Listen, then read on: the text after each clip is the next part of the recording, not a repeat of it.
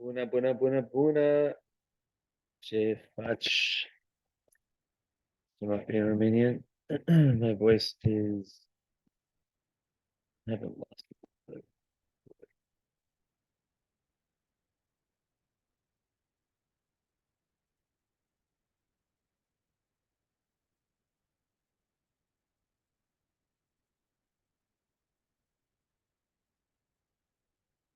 Oh, allergy to this. Luźna polka. Luźna polka. Okay. Let's do this.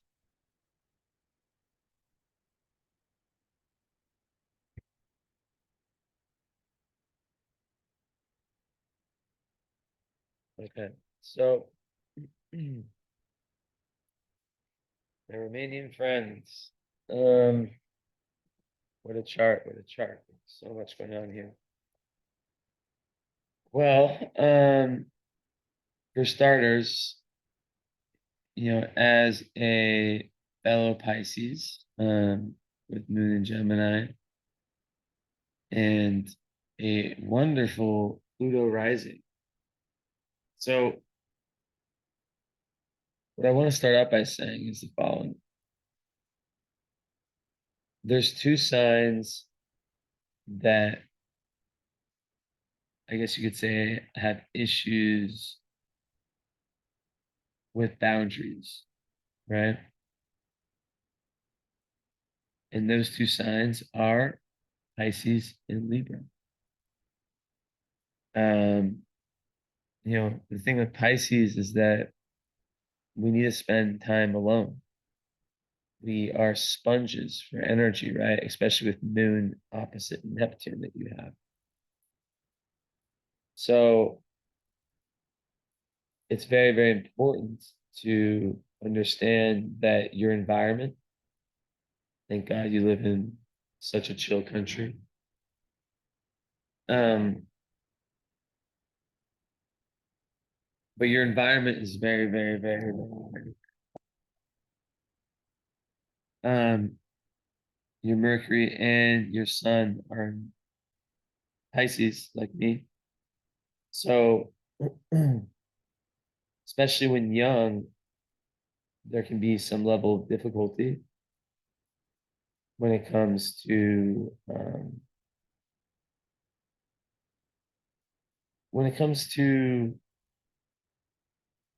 like with the Mercury, there can be like this kind of osmosis type energy, right? Where you might take on thoughts that don't belong to you. And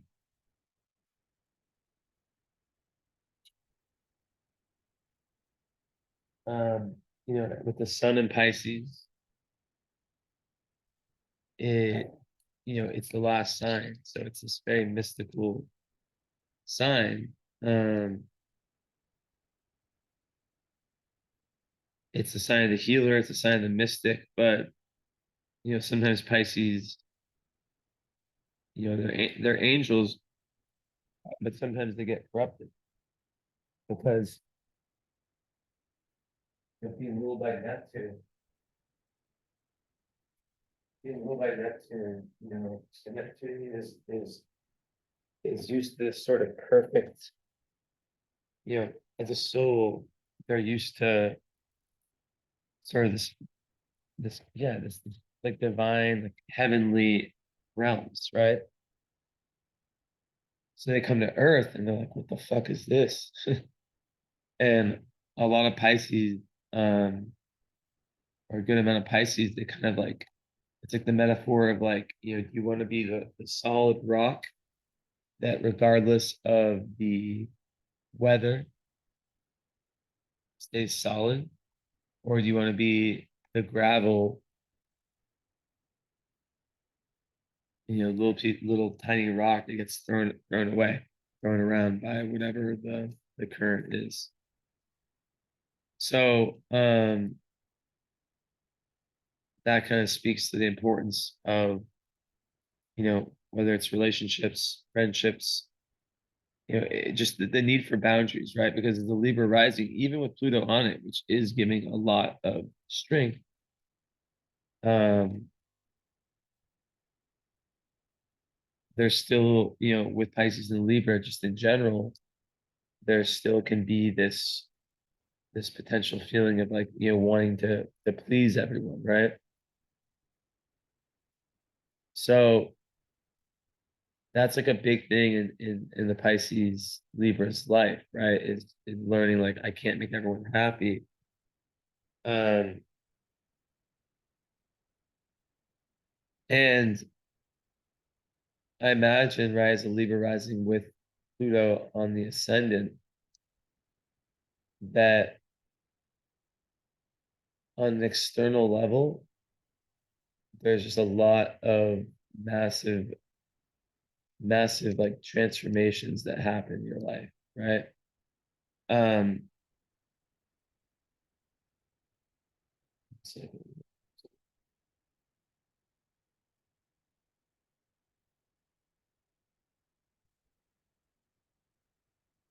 okay.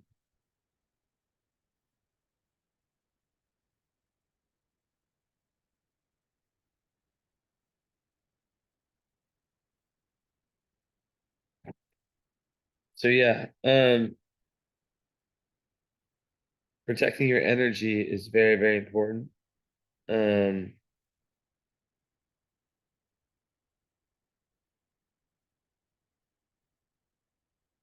and as a sixth house Pisces sun with a North Node in Leo, right? The North Node is representing where you're trying to go in this lifetime. You have past life, let's see, Uranus square. Uranus, well, I just had that. Um, there's past lives where where there's a skip step around individual like really, really being yourself and individuality, right? And there's a real need for you to liberate yourself from conditioning in this lifetime. Um, so in past lives, there was definitely like, very lots of like, you know, conditioning influences, right? Um, and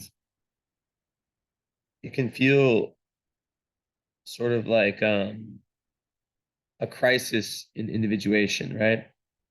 Um, in this lifetime, you're continuing the process of detaching yourself from prior conditioning. Um, and really, really being your authentic self, regardless of what anyone else thinks or what society thinks or anything like that. Because it's about not blocking the true expression of who you truly are, right? So we think of like inner child work, the idea of like connecting with you at your purest, right? Um, Sometimes like if it's a trauma signature from past lives, it can indicate some kind of like PTSD, some trauma from past lives that blocks the access to the true self. There could be like a fear of alienation of like if I'm different, then I'll be alone. Um, so it's really, really, really this massive requirement, of embracing this real transformational part of you, right? This part of you that's willing to let go. And a lot of times, like any kind of regression work or depth therapy, um, anything that gets you down to the unconscious, obviously, is very, very important. And the Uranus opposition, you're born in 80. Yes, so you are, meaning that you are actually right. What amazing timing. You are in the thick of your Uranus opposition. So it's not a surprise that you got this reading with me now. Because right now, it's a time for you where you're coming to terms with the Uranian principle in your life. And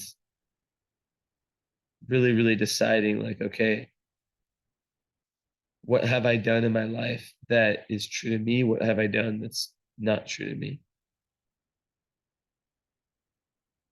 So sometimes they talk about the Uranus opposition with it, a few other ones is like the midlife crisis transits, right? I don't think of it like that because I think everyone is different. Um, everyone's at different points in their evolution. But the Uranus opposition definitely will bring that up. Like if the person has been living in a way that's not authentic to their truest goals and their truest self, then things happen in life that kind of like it's like the whole image of the dad who buys the sports car and wants to relive his youth, because he missed out on it, stuff like that. So that's big. Lots of Virgo energy in the 12th. Interesting. But okay, so starting from like, let's start from the big picture stuff. So South Node and Aquarius people, a lot of times they have this sort of past life tendency to just be the helpers, right? Um, which is great, right? But a lot of times with people with North Node in Leo, they have trouble um, like accepting praise and accepting being special and expressing. So it's like okay for you in this lifetime to be a little bit selfish in the sense of like going towards your goals, right? 11th house North Node. So you have that Libra rising, which flips everything in the chart. Right? It makes that polarity of Leo, of just individualization, even more important, right? Um, so authentic self-expression, which I always use as a metaphor, art therapy, right? When you do art therapy, I don't know if it's in Romania, I'm not sure. Um, it's the idea of painting something, or you can even be like writing a poem or doing something creative that helps you understand yourself on a deeper level, but isn't for the views, it's for you. So North Node Leo people, they're here to shine.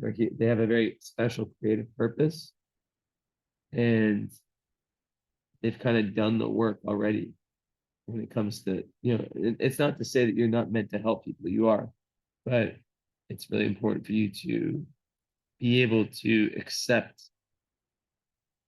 this Leo energy and move towards passions, move towards things that are fun for you. And it can be in the context of a group and in the context of your greatest goals. So the square with Uranus is saying that process was this the fourth sideline. So really, really, that's one of the big life goals for you right off the bat is like I've talked to so many people who have this who just feel like very uncomfortable with the idea of accepting praise and accepting like, wow, like there's special things about me. Um, so kind of backtracking a little bit, your rising is Libra, right? So obviously Libra rising on its own, your rising is really like Libra slash Scorpio because Pluto is on your ascendant right on it. And what happens there is that a Libra rising by themselves will have trouble um, with the whole people pleasing thing. They can be very indecisive. Um, they can sometimes be, I'm not saying this is you at all, but they can sometimes be too for other people. So Pluto rising, it creates a very complex, very intense individual. And it makes it so like power and control issues are this massive theme, right? And sometimes people with this can be quite bossy. As a Pisces, I don't think that that is the case. I think that as a Pisces Gemini, you're someone who's very mutable and someone who's very, very good at going with the flow in life and following your intuition. And, it's this curiosity that guides you, right? And we'll talk about this in a second.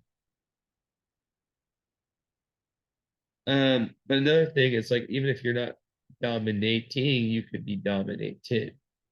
So, um, it's really about learning moderation. Um, that's like one of the big missions here, right? Some people with that they can have like some OCD, like obsessive compulsive disorder, if they're not able to like kind of relax, and because of this Virgo Mars, which it is beautifully aspected with Jupiter, by the way. But Virgo Mars by itself can sometimes be very, very critical. And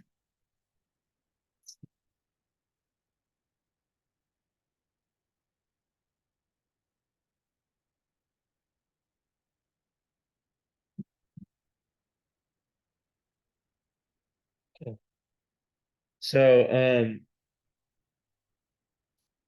sometimes it can be very critical of themselves and it can sort of be projected onto others.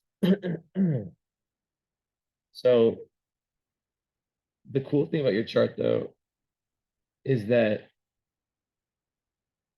with everything else in your chart, I think the Virgo Mars is becoming a good thing. I think it like yes, it's in the 12th, so maybe the 11th in Plastus, right? So it can most definitely cause someone to be a little bit um self-defeating. But at the same time, if it's 11, it's just like this massive drive towards your life goals, your life purpose, and it gives you this real organization. But the key is to get past perfectionism. We'll get back to that a little bit. So yeah, with the Pluto, it's all about these like compulsions that can come up, right? These very unconscious compulsions. And it can cause relationship issues. And you know, Pluto obviously represents like the darkness, so it can bring, especially in the early life, kind of the dark side of Pluto, which could be like, you know, anything from like violence to, I don't think you have that, you're Pisces, but intimidation, manipulation, all that stuff, right? It all comes down to control, and oftentimes it's like a fear of abandonment, not always. Um,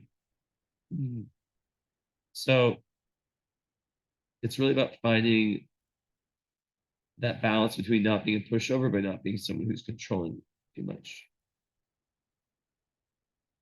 So, but it does, Pluto rising makes someone a very powerful person. So people notice you when you walk into a room, and whether you notice it or not, the Libra makes, Venus rule your chart. So there's this real kind of like charm mixed with this real intensity and mystique, kind of mysteriousness. Um, so people with this, like sometimes I see it like where they are manipulative people and they do whatever it takes to get what they want. It's really important to like, avoid temptations like that, right? Um, Sometimes it's like linked to like a grandmother that had like a big influence in the early life. Um, but you know, it's really, really one of the best aspects for success in just being a leader and transcending ego. It's the battle of ego versus soul. And it also gives you this amazing regenerative and transformative ability. Like nothing can really get you down. But it is very intense. And a lot of people with this, when they lose control, things get hard. So it's really about surrender. But this whole thing, it's pushing you into spirituality, into healing, right?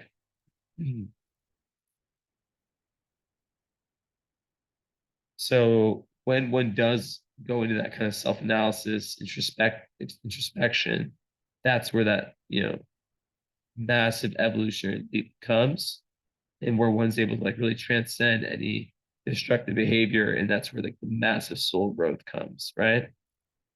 And when this is acting well, there's no limit to what you're able to achieve.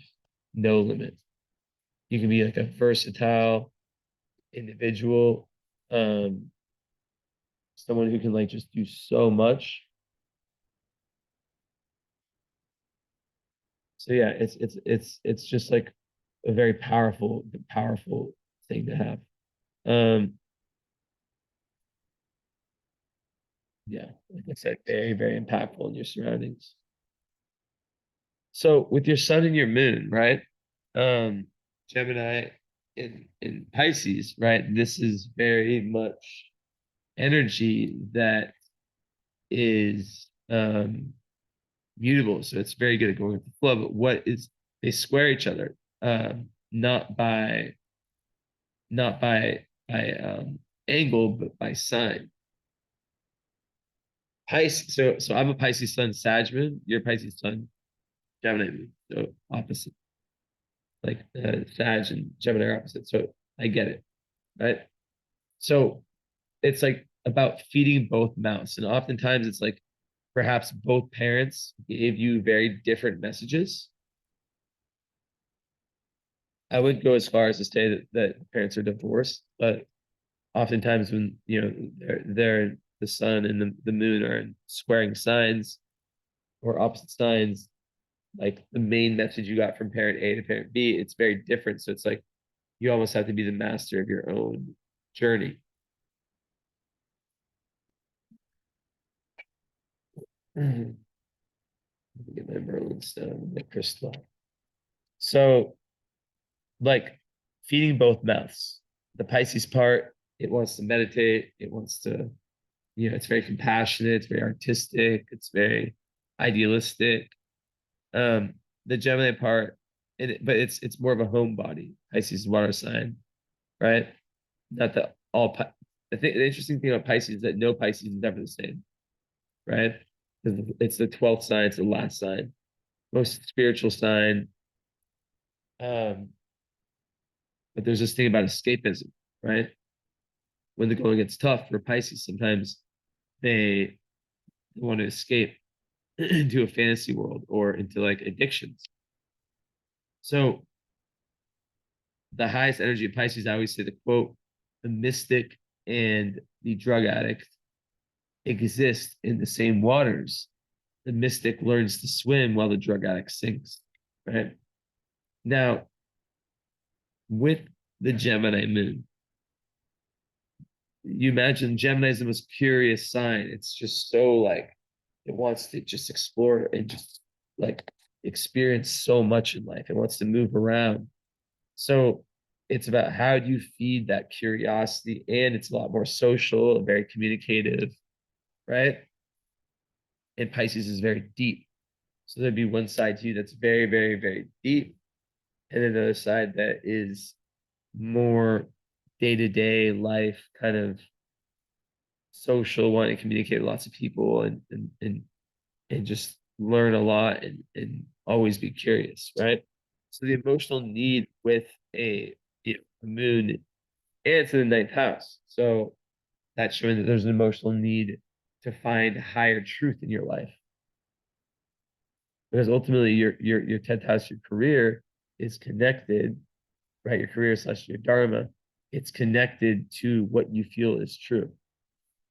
So if you feel that, for example, everything you're taught in school, um, everything that the mainstream media pushes on you, is true, you're gonna be a lot different than someone who's interested in astrology and always wondering, like, what's on the other side. But yeah, very, very idealistic human. And with Gemini moon, there's just this massive need for mental stimulation. So I always talk about it's like, one part that wants to sit at home, meditate, be one with the universe, chill out. The other side that just wants to go, go, go, go, go. So it's really important to kind of give both, feed both. Because there's so many questions that come up. Gemini wants to know everything. They like to talk a lot too. Um, so yeah, it's that need for stimulation.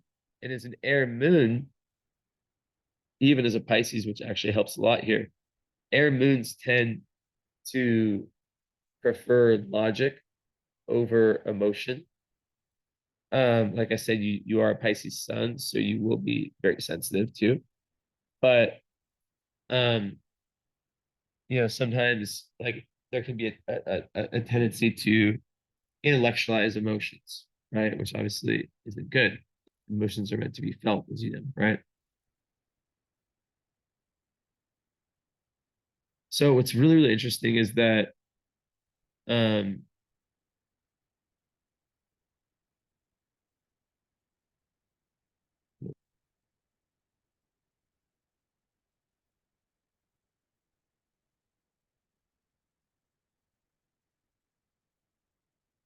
oh, because you have a trine between your sun and your moon. Yes, that's interesting.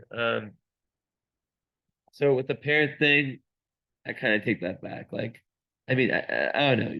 That's a tricky one actually because they're in squared signs, but they're trining by angle.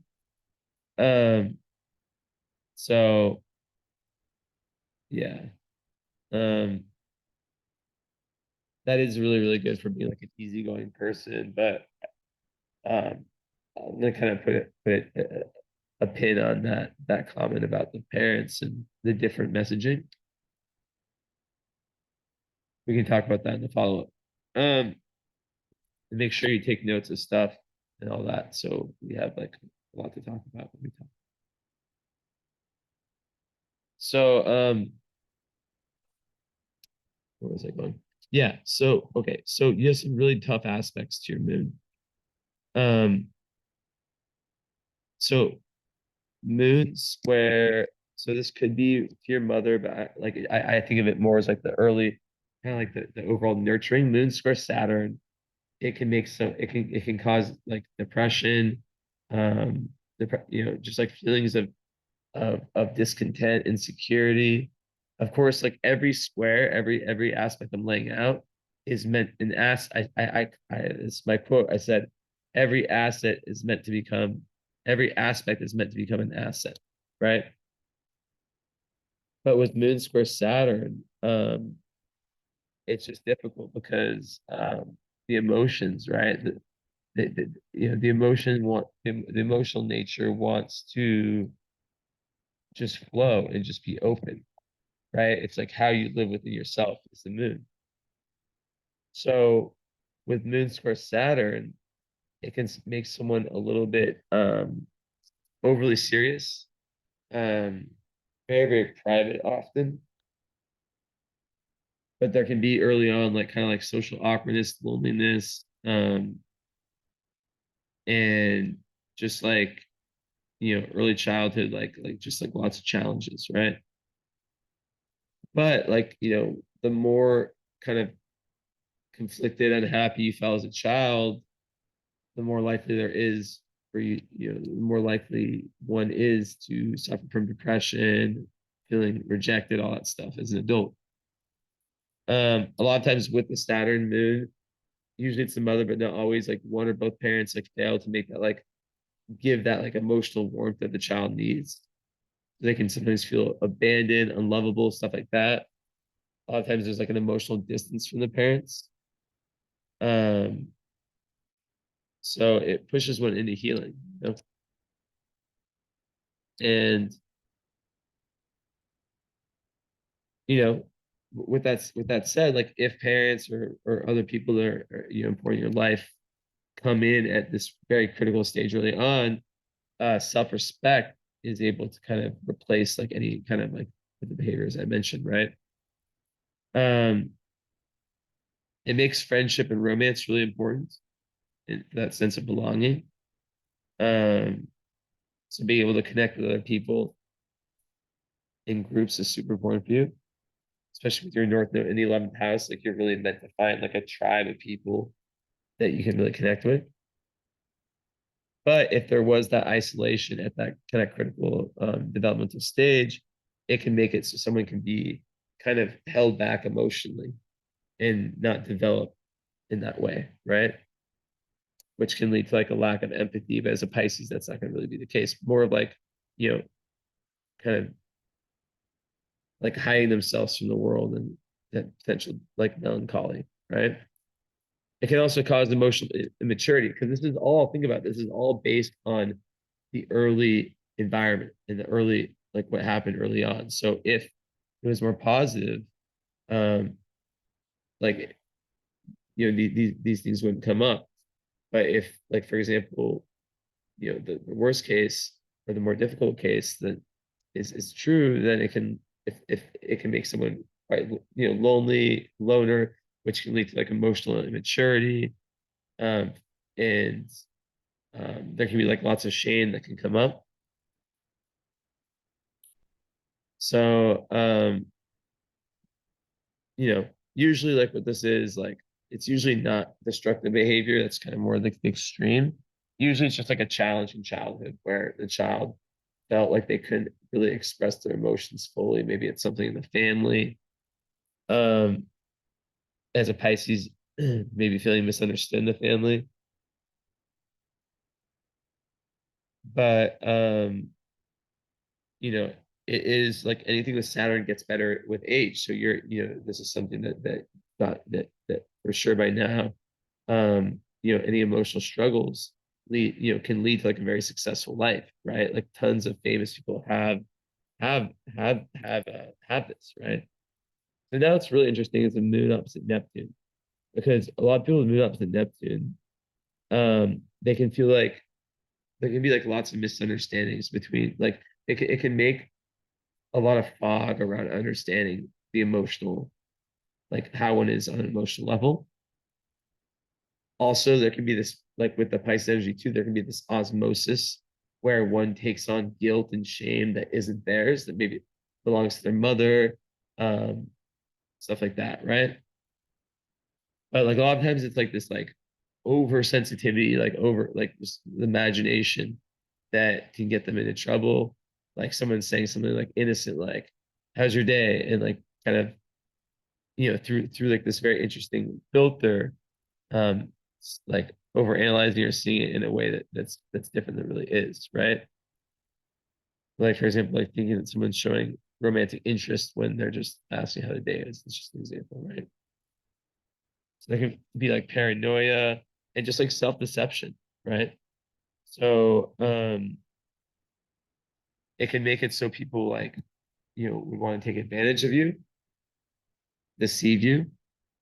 Um, and because of the Pisces energy, once again, the people like it just makes alone time in the people environments and work environment, friends, all that stuff is so important. I always say that Neptunian people is like, Neptune rules cameras. So what you can do is a hack, I swear this works, is you just film yourself, right?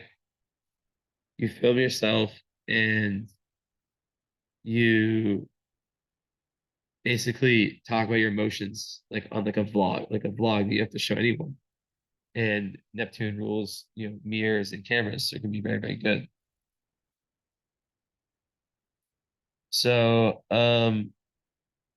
yeah, a lot of times people like feel like victimized, misunderstood, and um sometimes yeah, it can be very, very difficult. But I think that one of the most powerful things is and just like feeling very confused, um it pushes one towards that deeper enlightenment, that deep spiritual kind of Neptunian Piscean high energy of spirituality, right?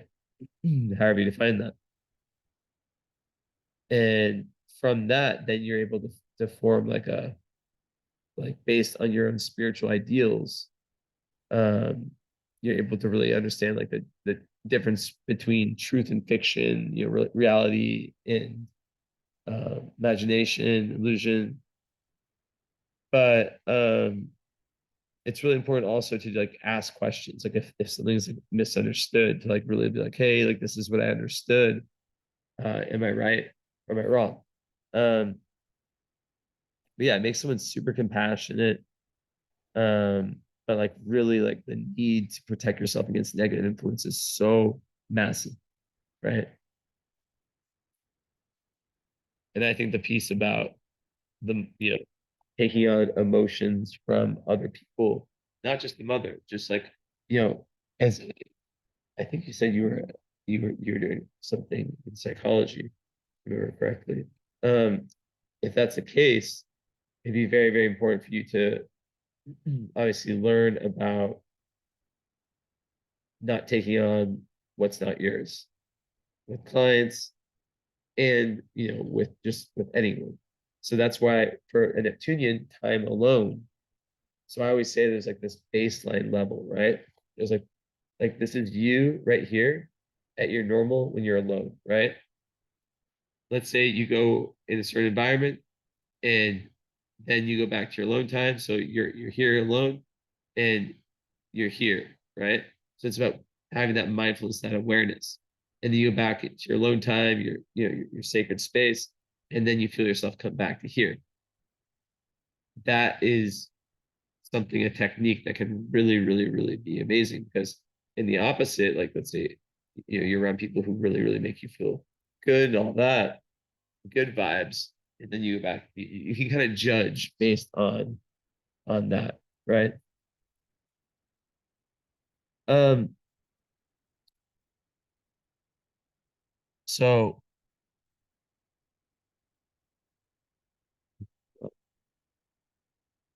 yeah, then your moon trines Pluto, so that's just like very good for leadership skills. Someone who um really, really understands like what motivates people, who enjoys a challenge, who never can get pushed down.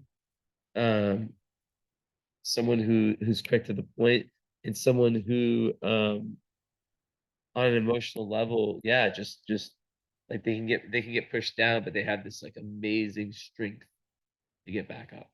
You can never push someone like this down. Keep them down. Let's see. So with the sun, obviously the sun in Pisces in the sixth, a sixth house sun is it would be so yeah, it would be fifth house in Placidus, right? Yeah. So on one end that could be looked at as, a big part. Esme, you gonna come up? You gonna help me? Okay. You haven't helped me in 3 readings. Let's see. You do it? Okay, I think that's most important in the chart. Ooh, the moon. Thank you. Thank you. You finally did it. 3 times in a row that she didn't do it. She just got a shower because she did something very, very bad. She peed on my beanbag and she got a warm shower, but now she's really soft. Don't do that again, Esme. I hope you learn the lesson. So she looked at your moon. Esme is like a psychic cat. She has like this psychic I know, like who's actually a real one. She said, Esme, and all the astrology backs it up. Like she's a special cat. And I just started randomly doing what I just did, and she's never wrong. So I always focus on what she tells me because your moon is with the part of fortune. But we'll see what she was saying.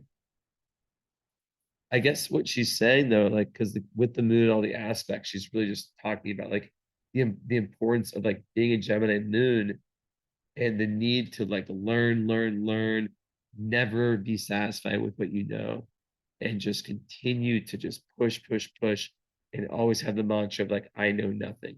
I'm always open to learning more, right?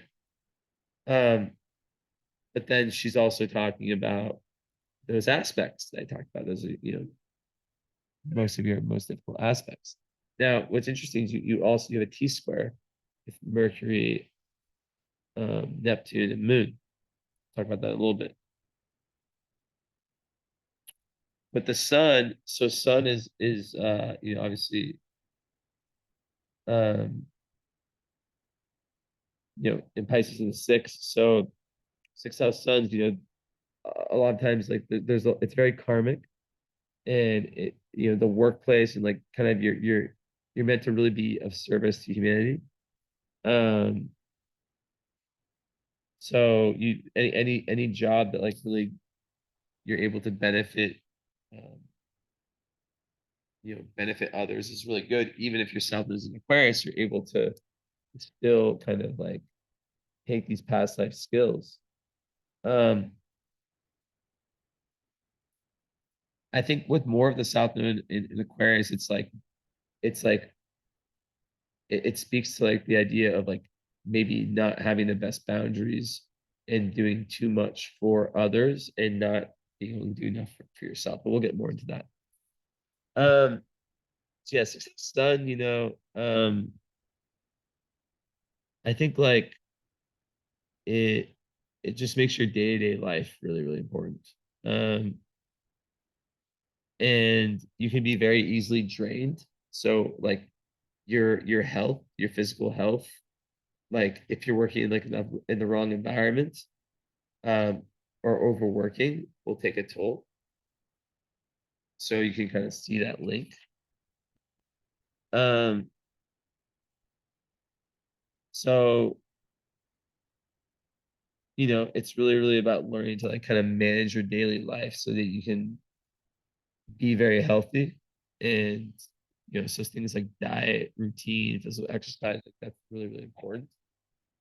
Um, but in the fifth house, which to me makes more sense, it just speaks about how it links with your North Node Leo. It speaks how in this lifetime you're really, really meant to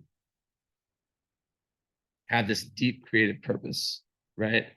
This deep creative purpose. And I don't mean that just by being an artist. I mean, like when I think of a creator, like I'll give you an example. I don't like talking about myself, but example for my life. I moved to Romania.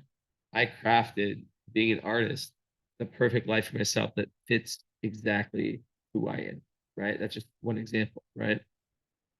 Um, every little thing in my life, it's like the artist makes the life or creates the life for themselves that fits them perfectly, right? But yeah, so I think it's just like really like that balance between energetic protection, like being there for other people, but then also really understand that you have this massive like you've passed the test of giving, giving, giving. And yes, that is something you can do, but I think that you're also meant to be some type of a star. And when I say star, I'm not talking about famous, famous. I'm talking about someone who accepts praise and someone who um develops also this inner strength, right? Um, because a lot of North Node Leo people they can experience like loneliness, right? But that's like um, those are the times where like the greatest lessons are learned, and where it's almost like if there are times of loneliness, where that's when you're meant to really, really dive into your creative self, and then be able to like give that generosity to the world, right? Give that talent to the world. And you know what's crazy, dude? Wow. You have your North Node on my sun or on my rising, 28 Leo. So maybe me and you, let me know in your clues we can meet up. No guarantees because I'm in my Neptune trends, but um we might have some karma of some sort. It's interesting. That's yeah, often. Also, wow, that's two times in a row that I have someone that has Jupiter conjunct North Node. Super, super good karma. Um, so it speaks about also about how your current life challenge is to embrace adventure, right? Um, and you're here to really see the big picture. So, um, you're meant to be a teacher, right? You're meant to really inspire other people through your experiences. Um, so yeah, like groups that are kind of benevolent and good natured, that help you express your individuality are very key to you.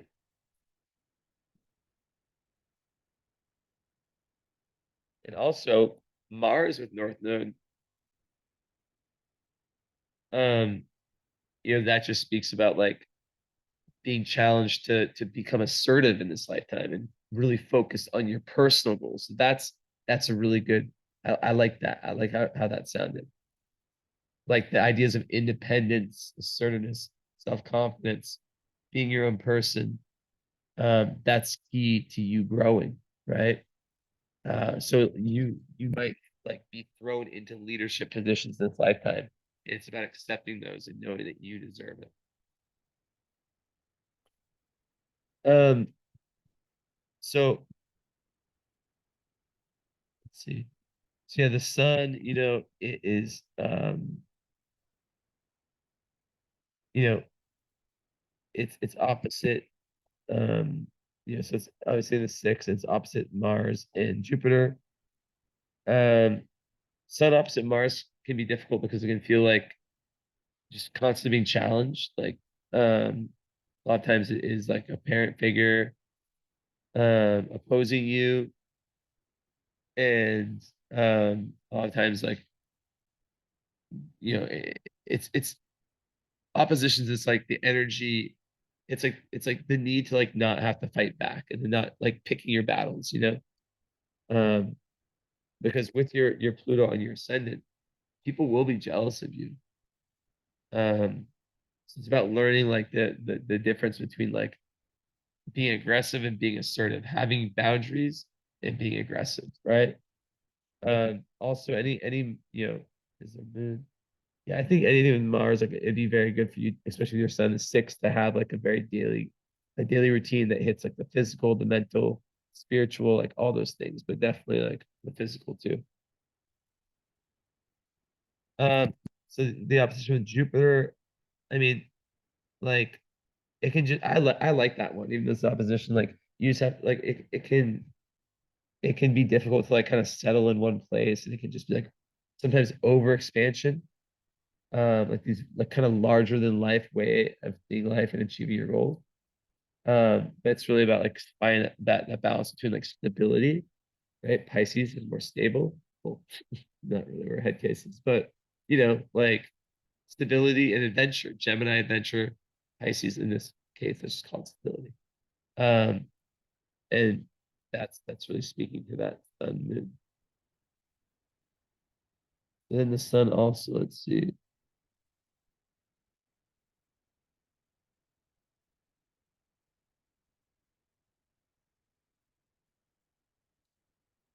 Yeah. So okay, I'll go to Mercury right now. Mercury and Pisces, it is just like Mercury and Pisces, like I said, osmosis, super intuitive. It's like being able to connect with spirits, being able to connect with the other side, as they say. Um, Being able to tune into other people's thoughts, just like knowing things. But it's about trusting that you know these things. But like if you think of Mercury as the mind communication, it's like the borders, the boundaries between you and other people's are, it's like you can really take in thoughts and opinions sometimes if you're not careful of other people, right? So also like being able to distinguish reality from fantasy can be difficult. Um, Also like with Pisces in general, there can be periods for Pisces people, myself included, where we just disappear, and it's important for us to understand that we don't owe anyone shit. Like Pisces, like, the real friends, the real people that really matter, like they'll get it when we need our space. I probably need more space than anyone in the fucking world. I'm up there. Um, and as a Gemini moon, obviously it's very social, right? But like I think that that could be one of the challenges. And because like the Libra, which obviously has the Pluto, that kind of can go in different ways. And by the way, like some of my most successful clients have are from your generation with Pluto and Libra, have like their sun um or ascendant with Pluto. So I just want to throw it out there. I've seen that powerhouses because they have like the sweet side Libra, the diplomatic side, being able to put other people at ease. But then they have that like don't fuck with the energy too. Don't take shit too far. Um, is it? Oh, speaking of animals, your sixth house has the sun in it, and Mercury and Pallas. So, and it's Pisces. So you could have a very deep spiritual relationship with pets. It can like actually like really help you with protection and with just with spirituality in general. Um, and with your health too, mental health, just health in general.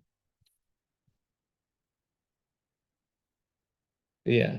Um, I think also sixth house, yeah, like six, like yeah, but I don't know. I just feel like the fifth house makes more sense with everything I'm saying.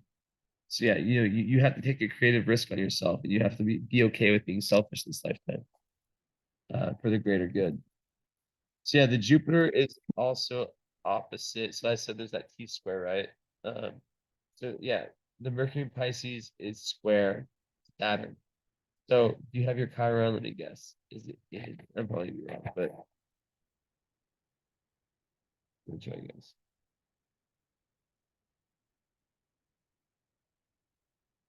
So Pisces. Could it be? Could it be? I want to say Gemini, but I don't think it's Gemini. Gemini or Aries. I swear that's the fourth time in a row where I've guessed incorrectly. I'm like probably like 50-50 with like being correct and incorrect. Every time incorrect is Taurus. Um, but yeah, so what can happen here, right, is that you can like so the T square is the opposition. I guess I'll show you.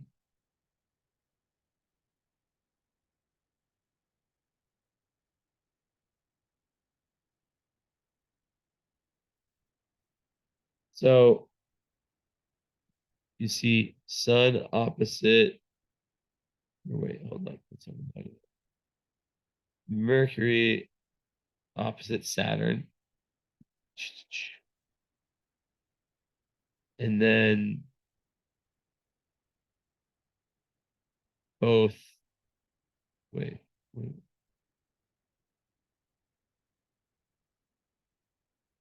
So Moon, wait, maybe that doesn't work. Moon square Saturn. Saturn. Yeah, yeah. So it's a T square that gets shot out right around your Neptune.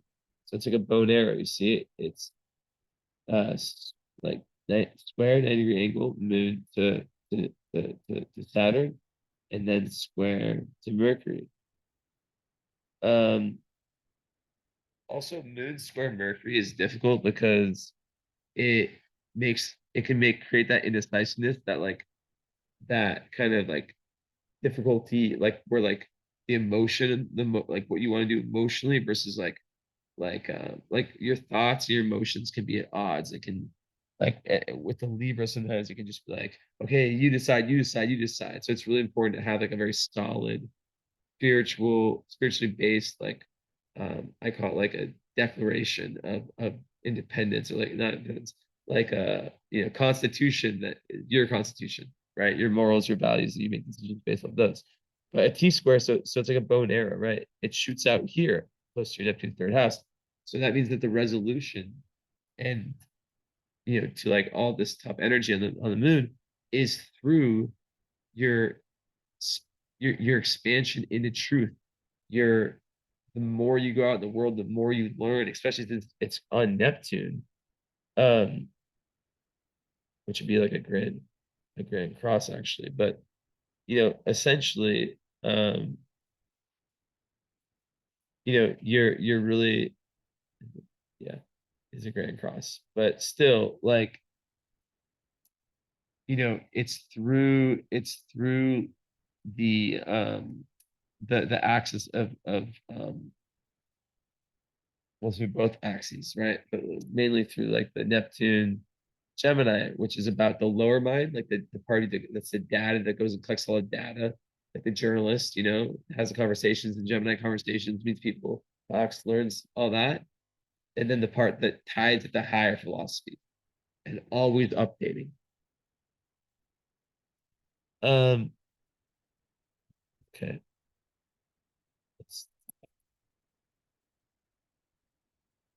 So, um, with Mercury at opposite Saturn, it's difficult. Like there can be like difficulty like with self-expression. It can make someone like very shy. A lot of time, like the father was very critical. One of the parents was very critical, uses the father, and Saturn, or like like someone whoever was like the you know, the most like kind of like the Saturnian, like the matriarch, I guess. Matriarch, I mean. Um, and a lot of times people with this, like they feel like they were judged as lacking intelligence. And a lot of times they can be very shy and kind of like have trouble believing their ability to really communicate and stand up for their own beliefs. But it's something that, gets worked on, right? And through this continuous expansion of spiritual truth, um, that's what makes it the confidence for the throat chakra to open, right? If you look at the other side of Virgo Pisces, that's like the coming together of like the dreams, Pisces, the dreams of like, oh, I want to do this, I want to do that. But sometimes Pisces, they have all the big dreams, but they don't have the follow through. The fact that you have Virgo and Pisces means that you have the ability to have all these big dreams and have like, and kind of the beautiful thing about Pisces, it's just like, you know, like we just believe that like we feel connected to God, we feel connected to the divine, we feel connected to like things are just going to happen. How like people talk a big talk, right? Like, oh, I believe in God, blah blah blah. But like I feel like you really know when someone says that, and then like they get into a difficult situation, and then they're just freaking the fuck out. And I'm just like, yo, like, God willing, like if God wants this, all everything is divine, So with the Virgo part, it's being able to take all the Pisces creativity and all the ideals and put it into work. So that's why I really like your Mars. And Mars conjunct Jupiter is such an amazing placement because it makes one super generous and very confident and very lucky. Expect and very high energy levels. It gives a lot of courage too, right? Um, so you know, it makes one like very, and it's also very, very good for sports. So I definitely think that, doing something physical would be very, very good, even if it's something random like rock climbing. I don't care what it is. But yeah, like so people with this, like, I mean, I know some girls with this that, I definitely think it makes people like confident, sexy. It's one of the best aspects, I think. Um, it's very good for kind of like being kind of like just being very firm with like, okay, I'm going this direction.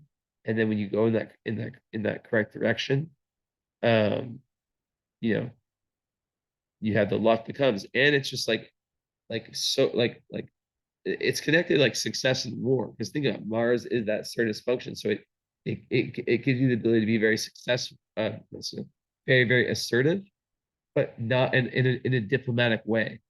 and it gives you the ability to be a very great strategist, so a good risk taker, and where like your risks pay off, right?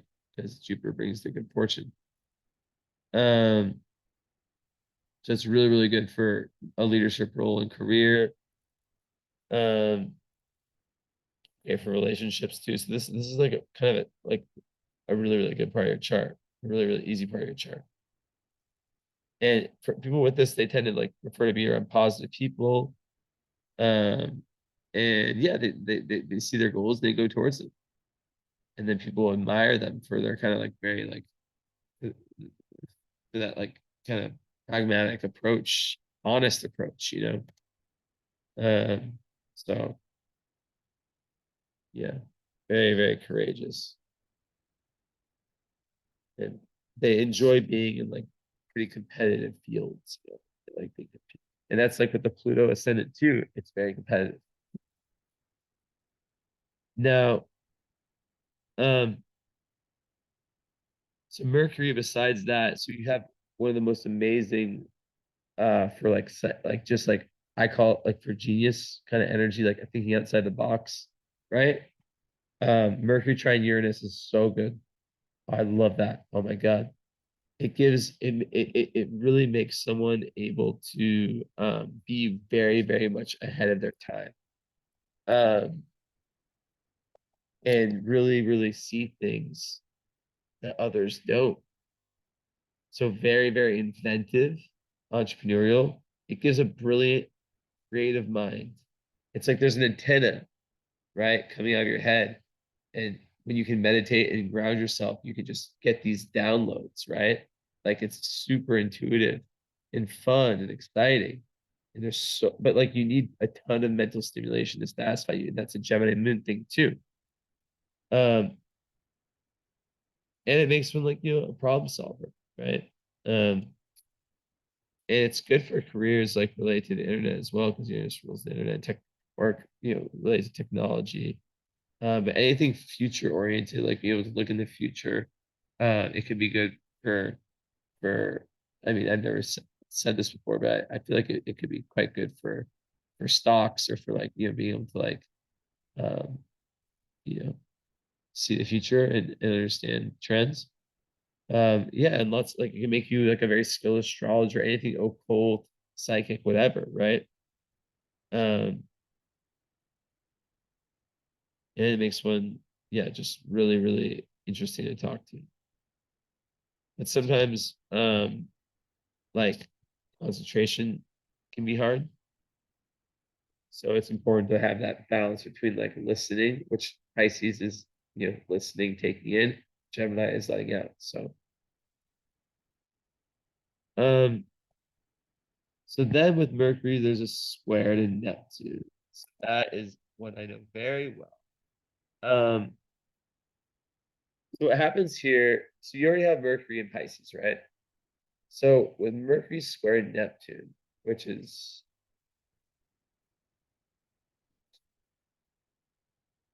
yeah, in the third. So Mercury in the third already gives you this like amazing and you have your Neptune on my moon. It's good. More connection. Um has been stop. Stop as don't scratch me. Um it just can create lots of confusion in the mind. My girlfriend has this and sometimes she just like doesn't see things straight. It has nothing to do with intelligence. It's very, very right brained.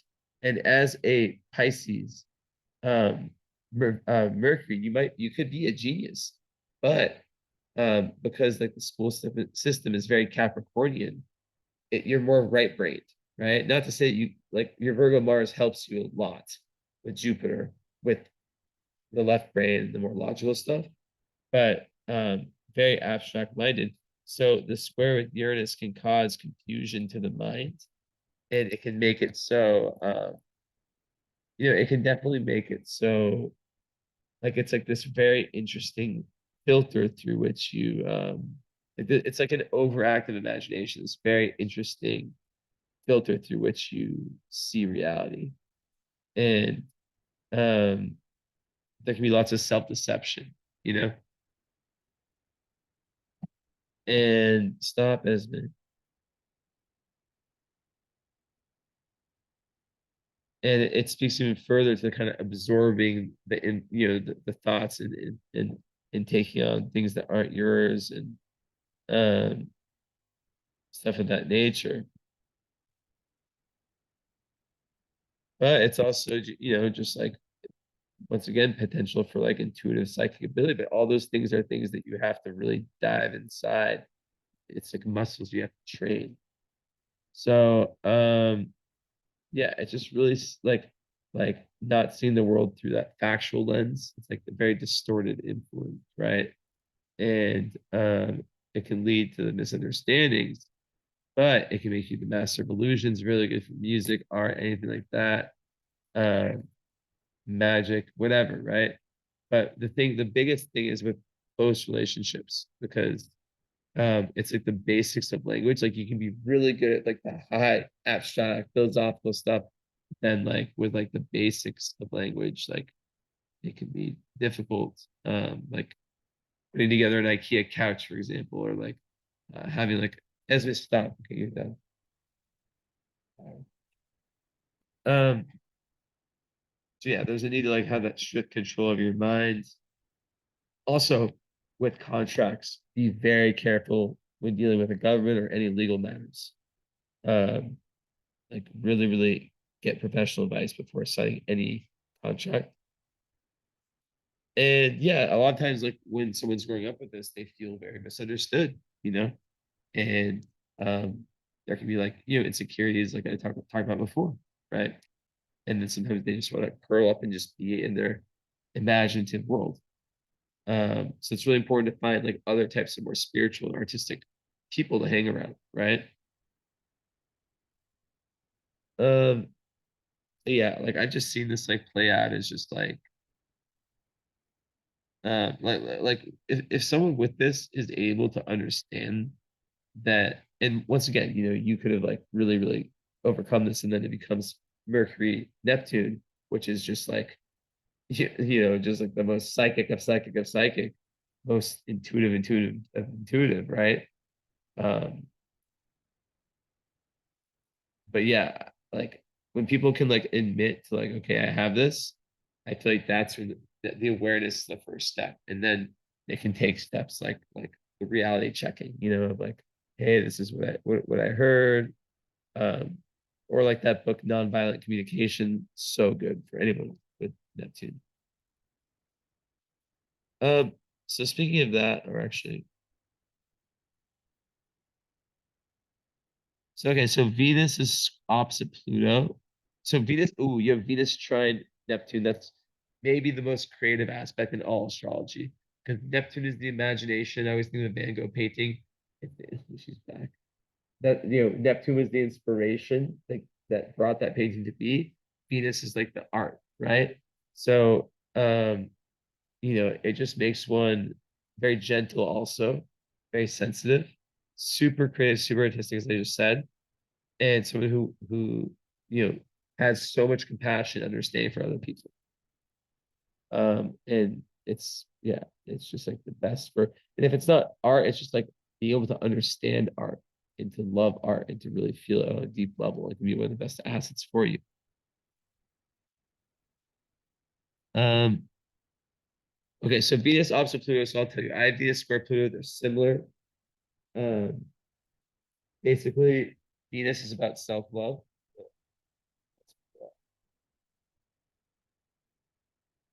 So Venus in its reality is about self-love, but everyone in society, I don't know if you saw my post, it thinks it's about like, you know, just about like romance love. And Venus opposite Pluto is difficult because what happens is that um, Pluto is the underworld, and it can make it can honestly it can be like the self-hate aspect. Um, that's not saying that I think you hate yourself. No, because anything with Pluto is about massive transformation. Now, also, we have to know that you have Venus opposite the ascendant. So that is very interesting too, because it it's on the descendant. So it's actually a really good placement for Venus. It makes you really able to see the beauty in your partner, but sometimes it's really important to find the balance between partner and self and have relationships that, and we'll talk about the relationship stuff in a second. But moving forward, as I was saying, Venus opposite Pluto, there can be these really instant, like intense relationships and attractions, feeling very drawn to people, but until one, and very, very karmic, right? Like it's things you just can't explain, right? Um, but there can be like that whole jealousy, manipulation, power play, like trying to control if there's like a fear of abandonment that hasn't been healing, basically any healing that hasn't been done in relationships, you will see it in their relationships. And a lot of times people with this that haven't, really done the work, they will attract this cycle of like um, very dark partners, right? And they love really, really strong, really, really fast a lot of times too. It definitely gets better with age. Um, and if you're more of like the submissive type, then there's like that greater risk of being taken advantage of and abused in love.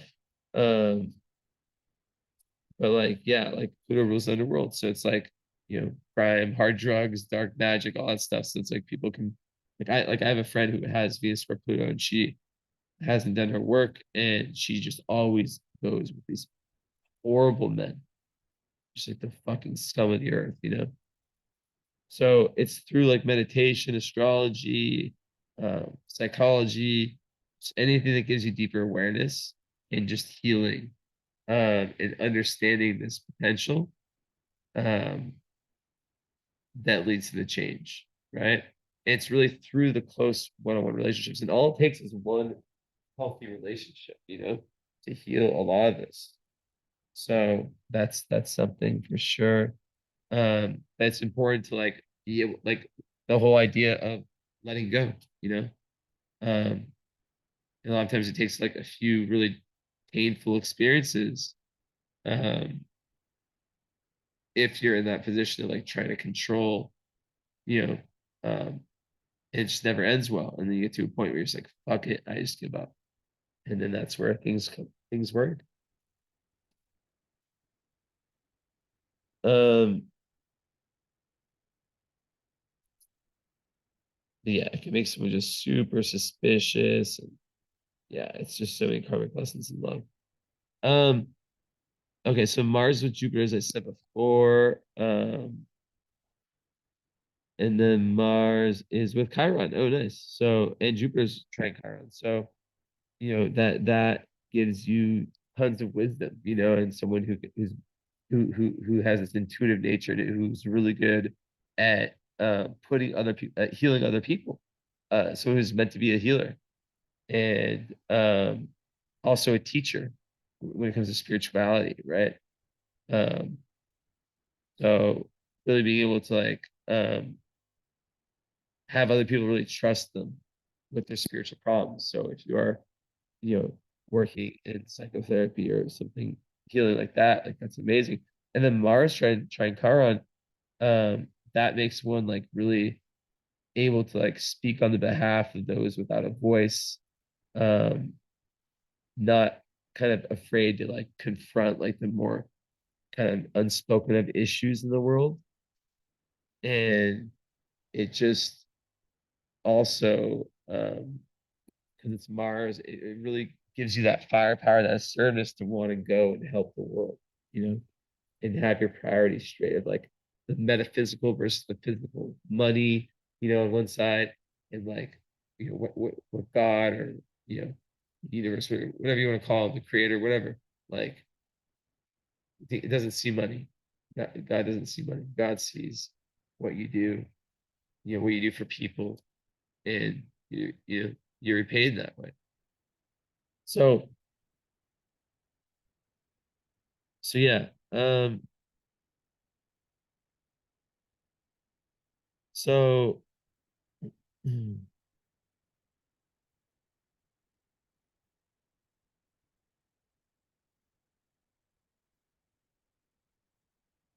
You also have lots of like mystical, like mystic past life powers that you brought over from this life, from past lifetimes that you can use. Um, oh, and your moon is trying the ascendant. That's brilliant. Um, makes it just makes like your emotions like a very prominent part of your personality. Um, and although, yeah, because like it's Gemini and Virgo. So what I love about that, even though it's like, or Gemini and Libra, it's that what people see is what they get. Even though the Pluto kind of distorts that, makes it kind of like a Libra slash Scorpio rising, still, like your moon is hidden, right? If you're an egg, the ascendant's the shell, the white is the sun, the yolk is the moon. People really understand your moon when they get to know you. So having your moon, Gemini, air sign, uh, ascendant, what people see, Libra, it makes it so kind of you wear your emotions on your sleeves. Like people, like what, people are not so surprised when they get to know you. And then the fact that Pluto's there, well, that is water that linked to Scorpio, which matches up with Pisces. So there is a nice flow there. Okay. So Saturn is in the 12th house. Um, Tough placement to have Saturn. Um, Hold on.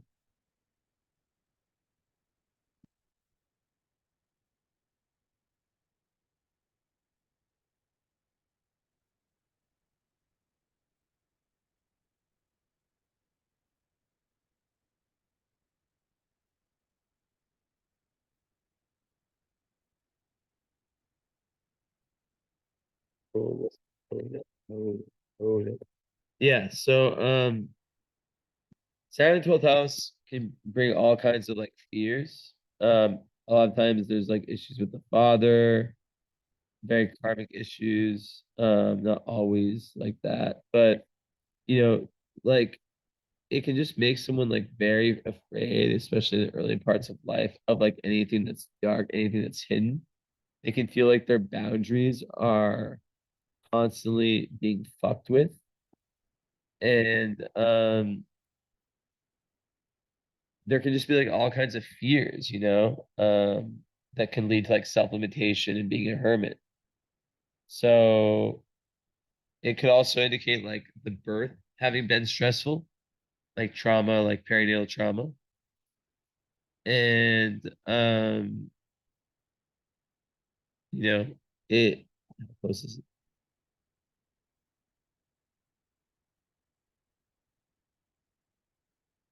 And also it's conjunct Black Lilith and Virgo. That's interesting. But yeah, so um what are the yeah, so there are tough aspects too. So it can just create like a lot of fear, a lot of fear and a lot of like unconscious worries. So it's that need to go really deep within. But a lot of times it goes back to what I was saying earlier about feeling responsible and blaming yourself for things that aren't your fault. And that's a Pisces thing too, right? Um, like anxiety, sadness can just appear for no reason. And Saturn can kind of place these boundaries on your self-expression, which is like such a key part of your life. So obviously this gets, gets better after the Saturn return, and then it can turn into someone who's very, very organized and serious about studying metaphysics in the collective unconscious and deep, deep, deep, like, the gates to the unknown, right? Like the areas of life that we're talking about here and I believe you work with, right? So what else about that one? Yeah, it's just really important to like have a sense of humor, and not take things too seriously in life in general, but with this placement especially because it can really push people into being very solitary. Um, and it's just just the idea of blaming yourself, is tough, right? So, sometimes people with this, like, they enjoy their own suffering on an unconscious level too. And there can be hidden enemies. Well, self-house, like self-house, like hidden enemies. A lot of times they're like older people. Um, so yeah, it's not an easy placement, but by really, really diving into these deep realms, that's where the healing is.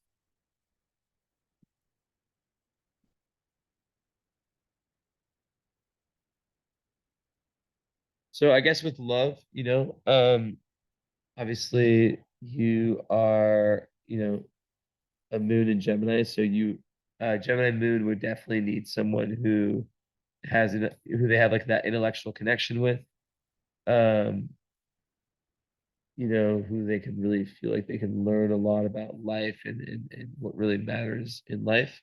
Um, and someone who keeps them on their toes and entertained, right? They can have discussions with. Um, the Pisces part, obviously, like tends to like need alone time and it's in space from time to time, right? Um, and so Juno's in Cancer, Venus is in Aries. So Venus and Aries people, right? They well, it's in the sun house, like I said, so you have this real ability to see the beauty in your partner. But it can be quite kind of explosive because Aries is there. So a lot of times Venus and Aries people like they really love independence. So they love independent people. Um, like they can be the people who like go after like they see someone they like and they go after them, but then when they're in the relationship, they like really want to like stick to themselves, you know. Um, and I think Venus and Aries, right? It's just I get so many Venus and Aries, it's so bizarre. Um,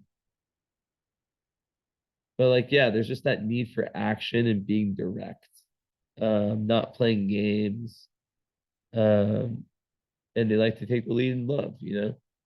So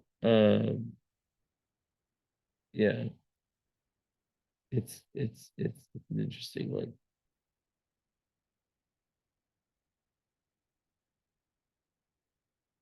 It's really also like pushing you to really practice self-love. And um in love they can kind of like be a little bit selfish. Um, but sometimes like the right kind of person will see not self like me-centered kind of. They can see that as like charming. Um, and there's like certain innocence to their aura, childishness. And they just need that action, so they need people once again like who are fun, and feed their need for spontaneity and playfulness. And they want to like they never want to feel old. And they're quite competitive too, so they might like be someone who like admires like these like very very strong independent types. They don't like the insecure kind of. Yeah. And sometimes they can be very like tough love energy. But as a Pisces, obviously it's super empathetic. But yeah, with that said, so like that's kind of similar to the Gemini, and they're sextiling each other. Um, Descendant is also in Aries, so sextiling the moon. Um, yeah, so just that's one part of it. But then of course the Pisces, like I said, it needs to be like with good vibes people, and be able to have its space and all the stuff I said, and you know, be able to express its emotions and have people kind of like understand their depths, and the fact that like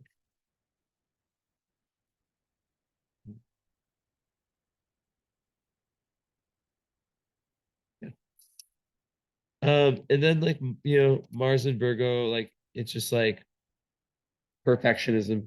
I had to talk about it, like because your Black Moon Lilith is there too. Well, basically, like that is the big like one of the bigger weaknesses I see here is if you were really, really, really told like early on the message was like if you don't do this then you're not worthy like from parents like so it's like judge each day on like a scale of 0 to 100, right? Some days your best is 40 and have self it's all about self-compassion. Some days your best is 80. Awesome, cool. I'm not attaching myself to that, right? And it's just like trying your best but not having that 0 100 energy which so many um you know people with this Virgo energy have,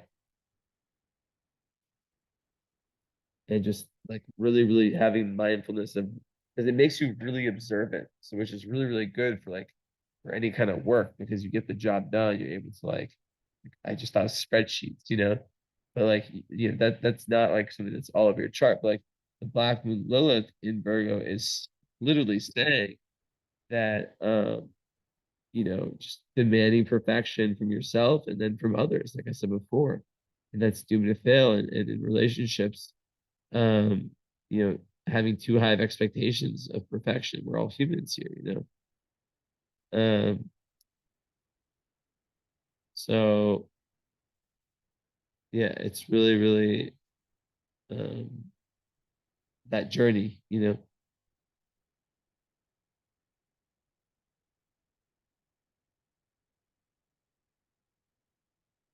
It's also about like being able to like acknowledge your own shortcomings with love, with self-love.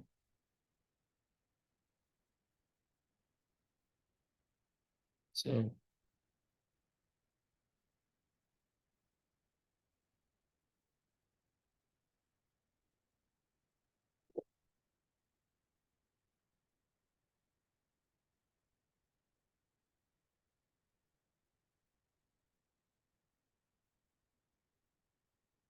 yeah, and just like really like a a big part here is learning about self-discipline, right? Just like overall.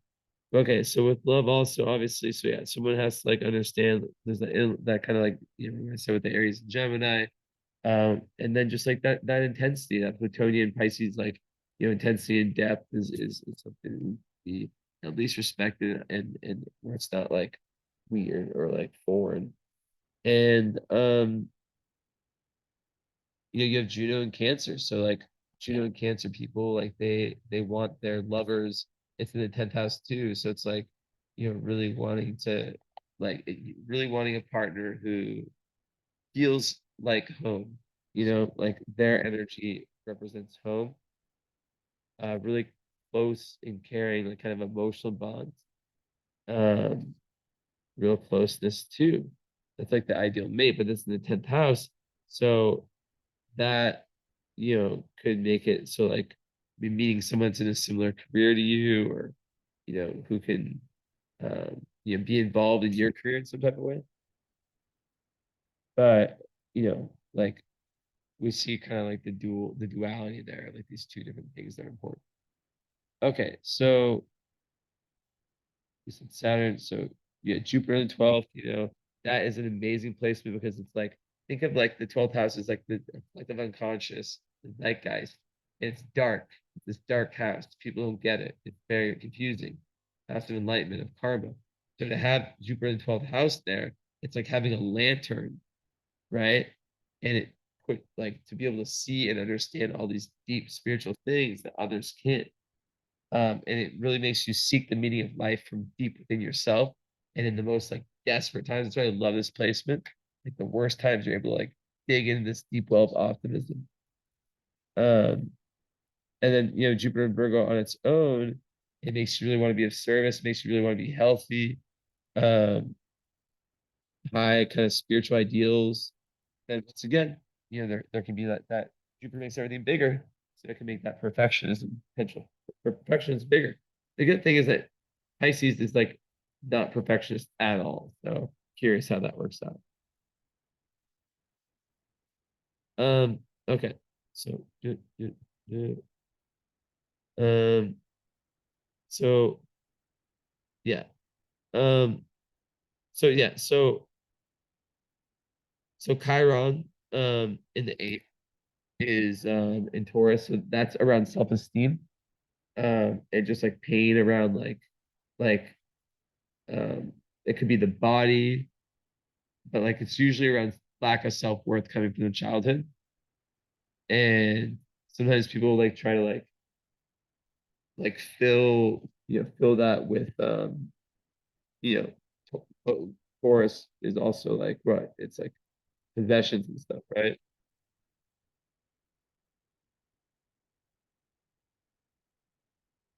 And money. So you know, it really is about this like search for values um and for self-love and really being able to identify what's right and wrong, what I was saying earlier, right? Um so you um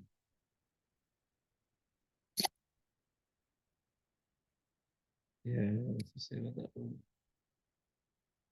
Just like learning to love the body, yoga or something like that. Meditation is very, very good for that. Um,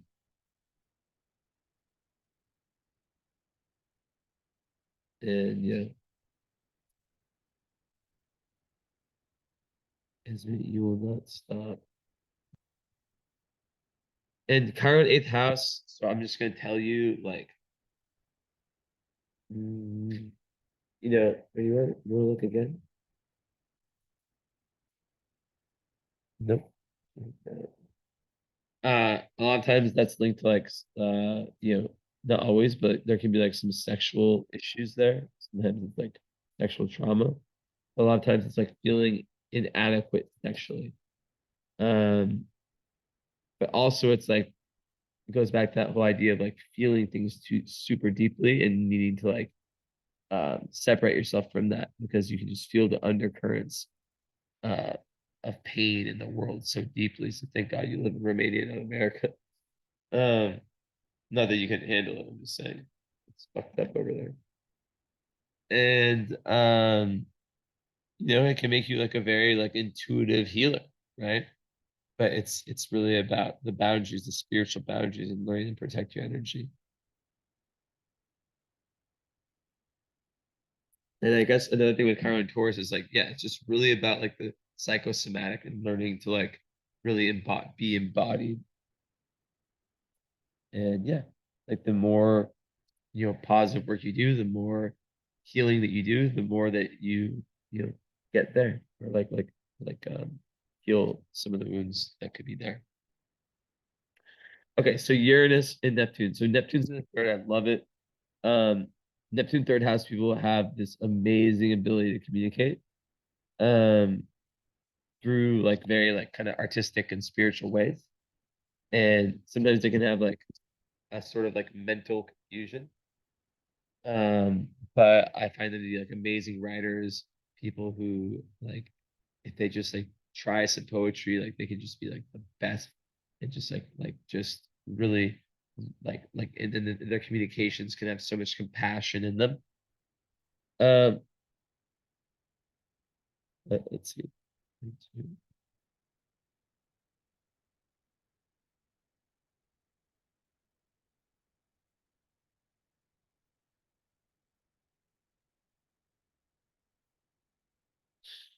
And then Uranus is in the second, but it would be in the third in um, classes. So, also with siblings, there could be some confusion. If you have siblings, there could be some, wait, hold up. What am I talking about? First. No, it's definitely in the second.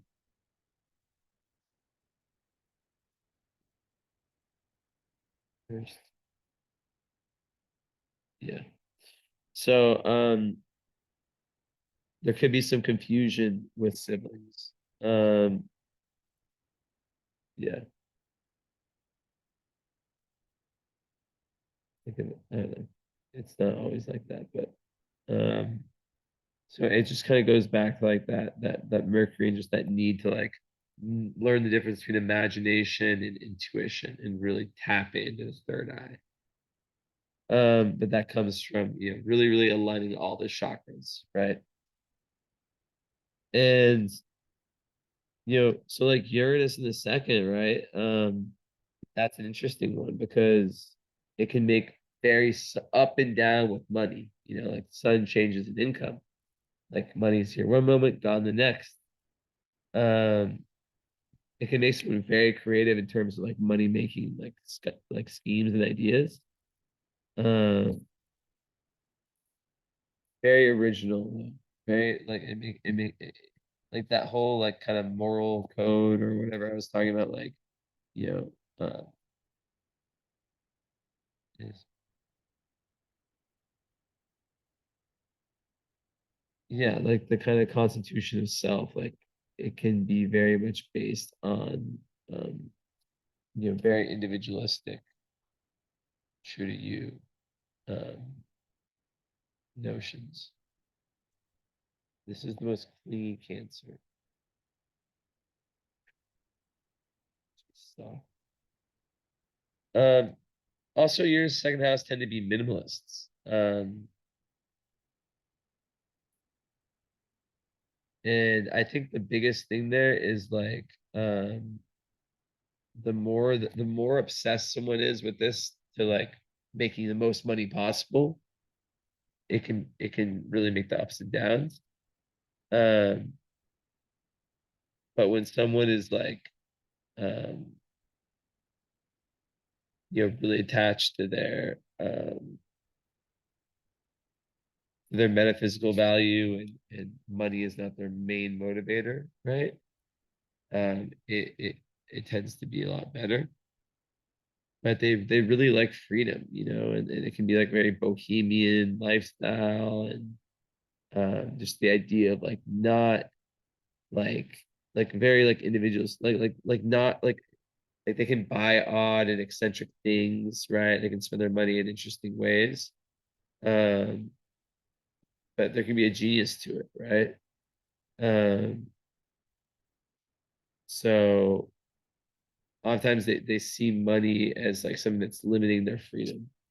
And they they don't want to have like all this debt and all these like this payment, that payment, this payment. They really want to feel freedom.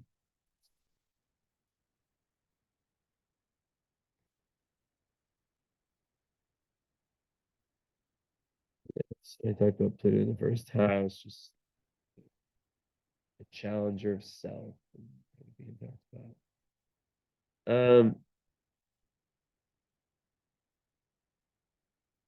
Yeah, so perfectionism. Oh, look at you. So you have midheaven on 27 Cancer, which is like kind of like around like the billionaire degrees at the end of Cancer, right? With real estate. So I don't know I know I don't know. Just saying, like maybe real estate is something that could be very good. Um, or just like midheaven in Cancer is just about having a very secure profession and caring for other people as well. And having a very deep emotional connection to the career. And with the moon in Gemini, it would just want something that like keeps you interested. Okay, so rounding out. So you have Palace and Mercury together, really, really good sign of intelligence, especially spiritual intelligence. That like gives you the ability to like merge, you know, like it's like an open third eye. Really good for art too. And so having that with your Mercury, it just like makes them come together and just very, very strong, like spiritual intelligence. And just intelligence in general. Like really like kind of like kind of chess player, like playing like the moves in life with just like the everyday communication. Um Eris on Venus can make love relationships a little bit explosive, so it's important to kind of like you know, ground oneself there. It could be an area of life um where there's like lots of volcanic energy in relationships. But you also have Ceres there, so that kind of chills it out. Which in Venus, of course, right? So it's actually way more chill. And Sirius is seven, it just makes someone like super caring and loving towards their partner. Um, and they do require like a lot of love in return. But there's that potential for codependency, but because it's in Aries, which is such an independent sign, I don't see that. And Sirius in Aries, it's like the second moon, but not as important. Um, you know, you just love when people allow you to be independent and kind of like the best way to care for other people is to like allow them to be themselves, you know. So like the idea of being caged and dominate, it's not good. Of course, you do want that security, that deep, emotional understanding, but like being caged and fuck that. Okay, so Vesta in the vertex, in the eighth. So your doorway to higher awareness is really through it's really through just being grounded, in your everyday life. Um, and through kind of the more like intense, um, you know, even if it's like sexual or just like relational experiences, like these are like what really open things up for you. Um, so music is something that can be very, very, very, very, like I said before, open up amazing doors for you. Same thing for me. Um, So yeah, then that's in the eighth. That just gives you like this dedication to like discover the meaning of life and to go deeper beneath the surface, and really find those metaphysical truths. And you're able to work like a very steady, like consistent manner. Uh, Vesta and Taurus is like that. And it's with Chiron, so I could be working towards like healing people and being a healer. Um,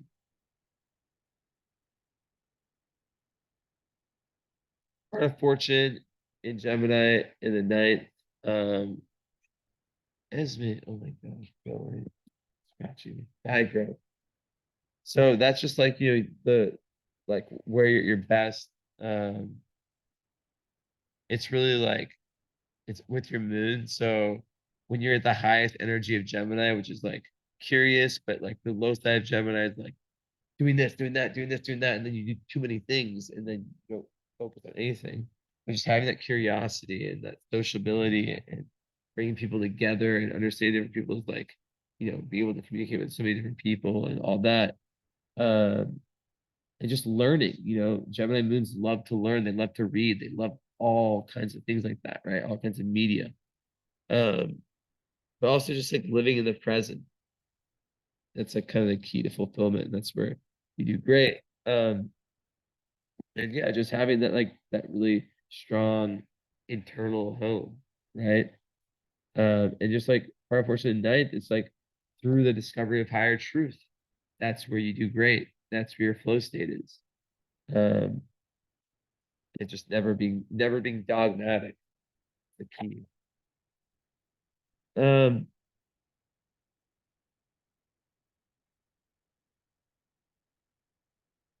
okay.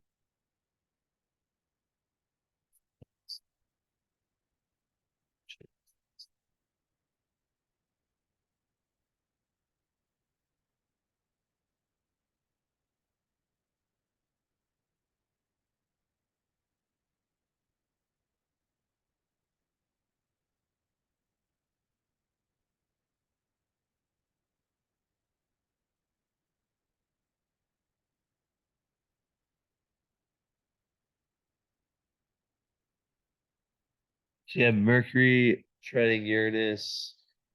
For grand trines, I don't count like the angles, but still midheaven, we can still talk about like the midheaven trine Mercury. So like you could have like communication, or it's in Pisces, so it's like, like this very empathetic kind of communication.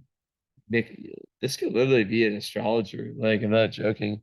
Because Uranus is rules astrology, but like it could also just be something like a technology or something that's very ahead of the time.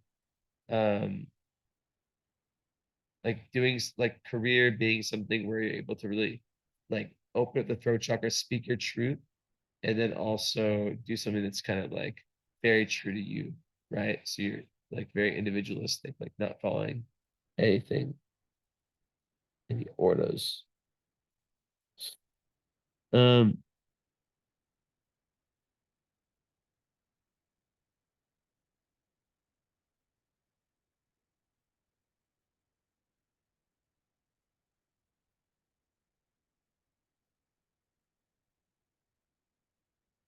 so then 27, 21. Yeah, it doesn't work. It's 9. Okay, so let's open this back up. Okay.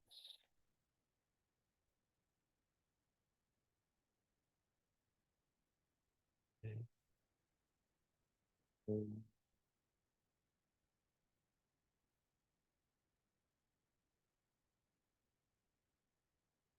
Oh, let's see here. Mm. Ooh, look at you. You have one of the best stars rising. Speak up. It's not, it's a degree and a half away, but still, Spica is one of the best stars in the sky. And it's on your ascendant, which is where you want it. Anything on the midheaven, yes.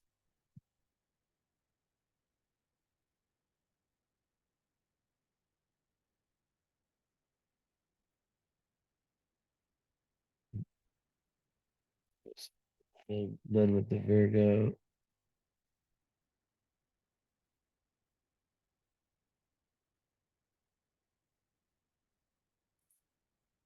What's that? Is that Beetlejuice? Yep. So far there. 150.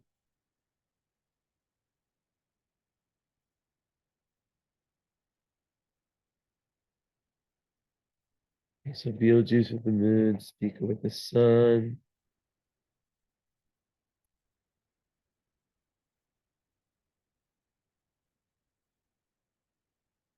Um, these are the cherries on top, asteroids that I look at, and the fixed stars. They don't matter unless they're in a close conjunction with an important point.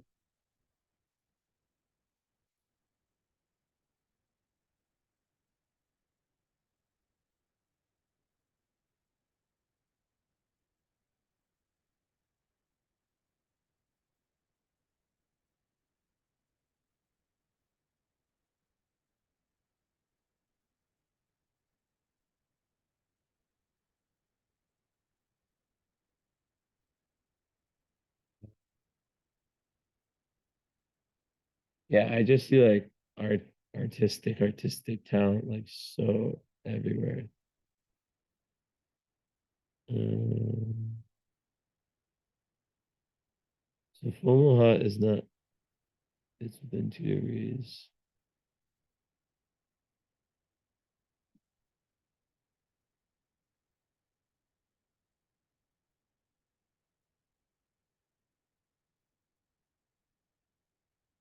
Stop, Esmond. Stop being so clingy right now. Scratching everything.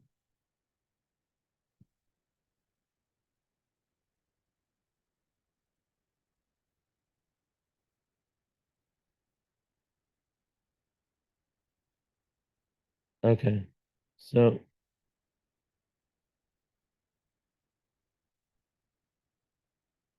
okay, that's good. So, okay, so Beetlejuice was with what? It was with the moon. Um,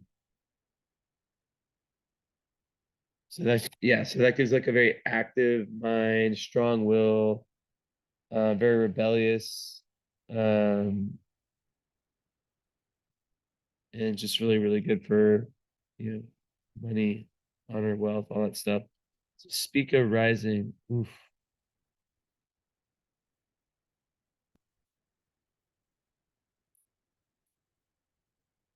Stop as oh my god.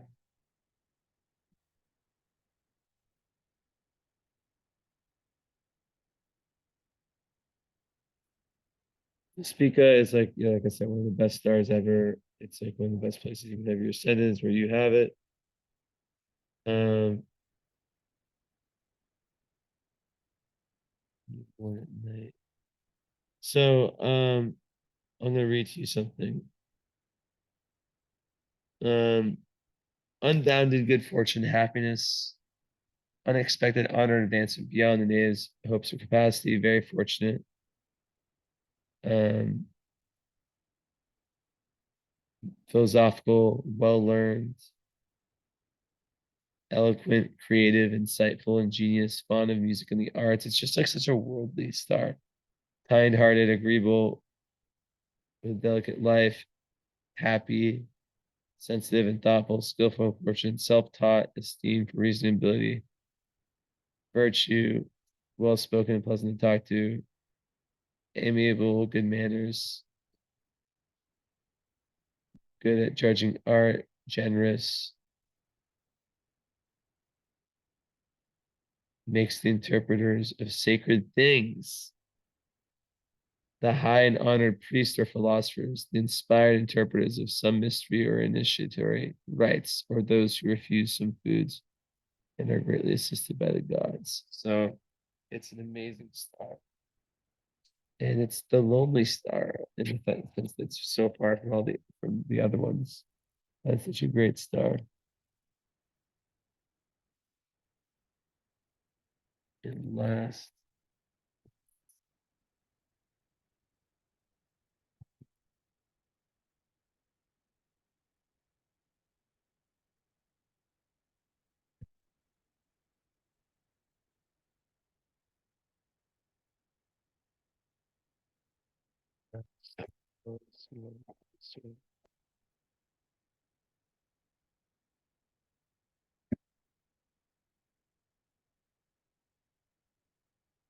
I don't know if this would even count, but Omaha's one of the royal stars. So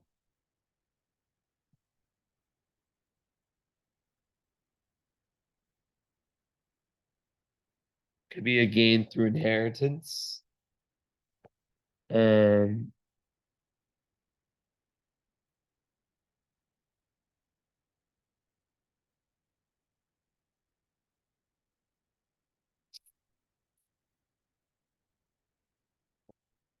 and it's just about divine inspiration.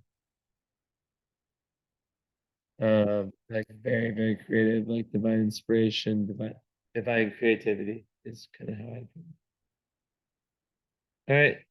It was a pleasure. I went as hard as I possibly could, nearly 2 hours for you, my Romanian friend. Hope you enjoyed. Thank you for your patience and hopefully meet you sometime, man. Let me know when you're in Cluj. All right.